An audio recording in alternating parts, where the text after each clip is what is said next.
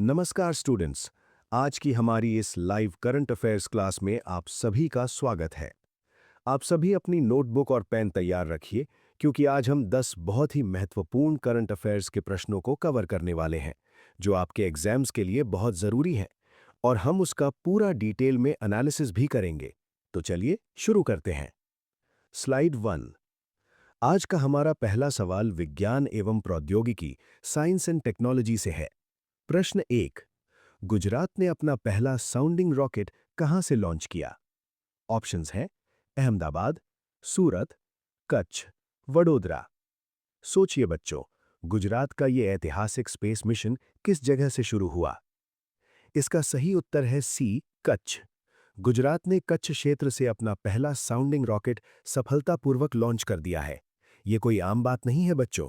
ये ऐतिहासिक कदम राज्य का अंतरिक्ष अनुसंधान स्पेस रिसर्च के क्षेत्र में एक बहुत ही महत्वपूर्ण प्रवेश है। अगला सवाल जो खेल और उपलब्धियों से जुड़ा है। प्रश्न 2।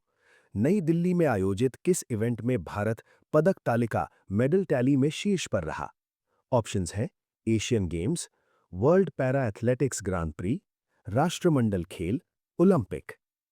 इसका सही उत्तर है B, world para athletics grand pre.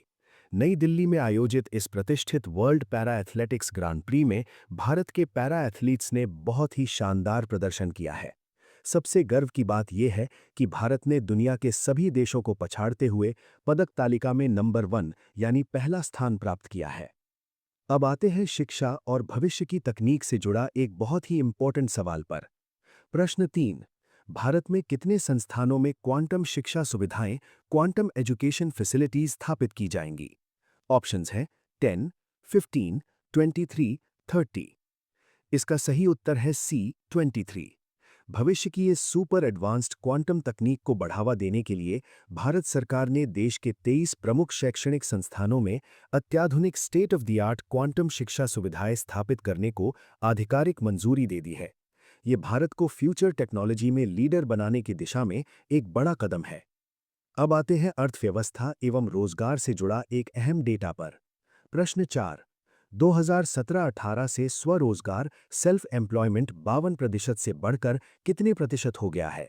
Options हैं 55%, 56%, 58%, 60%।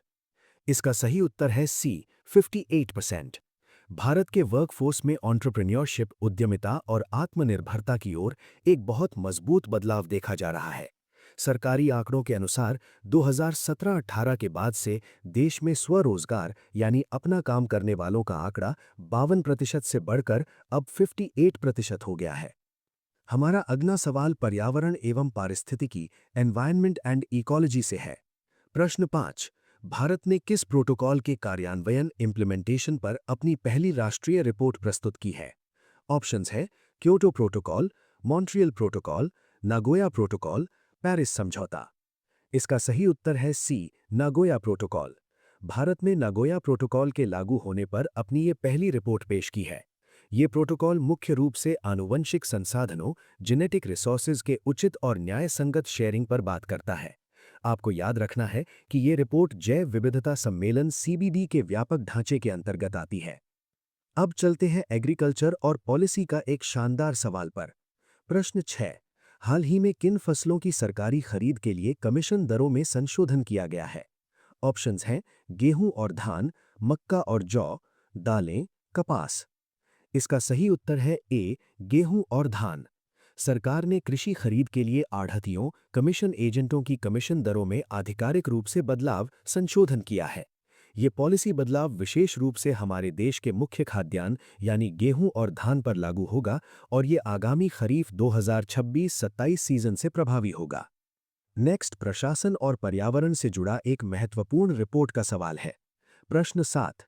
भारत की 7वीं राष्ट्रीय जैव विविधता रिपोर्ट किस मंत्रालय ने प्रस्तुत की है?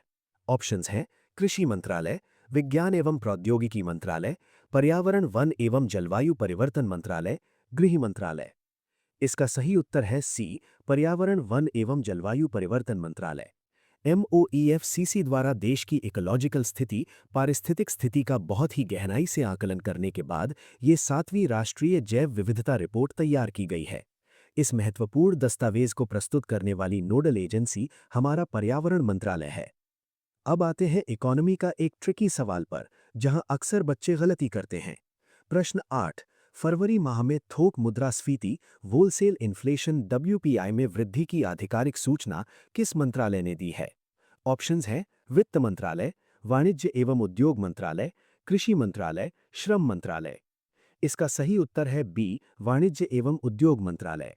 फरवरी महीने के लिए थोक मूल्य सूचकांक WPI में बढ़ोतरी दर्ज की गई है। एग्जाम अलर्ट, ध्यान दें बच्चों, WPI के आंकड़े वित्त मंत्रालय द्वारा जारी नहीं किए जाते हैं, बल्कि ये आधिकारिक रूप से वाणिज्य एवं उद्योग मंत्रालय द्वारा जारी किए जाते हैं। अंतर्राष्ट्रीय संबंध एवं ऊर्जा का बहुत ही सामरिक सवाल है। प्रश्न 9। पश्चिम एशिया में भू राजनीतिक तनाव के बीच भारत को LNG की एक बड़ी खेप किस देश से प्राप्त हुई है? ऑप्शंस हैं अमेरिका, रूस, कतर, ऑस्ट्रेलिया। इसका सही उत्तर है सी, कतर। पश्चिम एशिया में चल रहे लगातार युद्ध और तनाव के बावजूद भारत ने अपनी एनर्जी सिक्योरिटी को बहुत अच्छे से हैंडल किया है। भारत ने अपने प्रमुख ऊर्जा भागीदार देश कतर से लिक्विफाइड नेचुरल गैस की एक बहुत ही विशाल आपूर्ति सफलतापूर्वक प्राप्त की है, जिससे हमारे देश में गैस की कोई कमी नहीं होगी। और आज की क्लास का हमारा आखिरी सवाल पॉलिटी और लेजिस्लेशन से। प्रश्न 10। हाल ही में धर्म की स्वतंत्रता विधेयक 2026 फ्रीडम ऑफ रिलीजन बिल 2026 किस राज्य की विधानसभा ने पारित किया है? ऑप्शंस हैं उत्तर प्रदेश, महाराष्ट्र, गुजरात, मध्य प्रदेश। इसका सही उत्तर है बी, महाराष्ट्र। हाल ही में महाराष्ट्र विधानसभा ने इस नए धर्म की स्वतंत्रता विधेयक 2026 को सफलतापूर्वक पारित कर दिया है।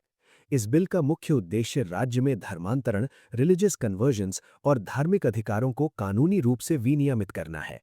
ये राज्य की राजनीति और कानून व्यवस्था का एक बहुत ही महत्वपूर्ण कदम है। तो स्टूडेंट्स, ये थे हमारे आज के टॉप 10 बहुत ही शानदार और एग्जाम ओरिएंटेड करंट अफेयर्स के प्रश्न।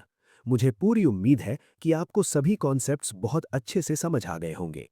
इन्हें अपनी डायरी में जरूर लिख लें और बार बार रिवाइज करते रहें। कल फिर मिलेंगे नई क्लास में। तब तक मन लगाकर पढ़ते रहिए और आगे बढ़ते रहिए।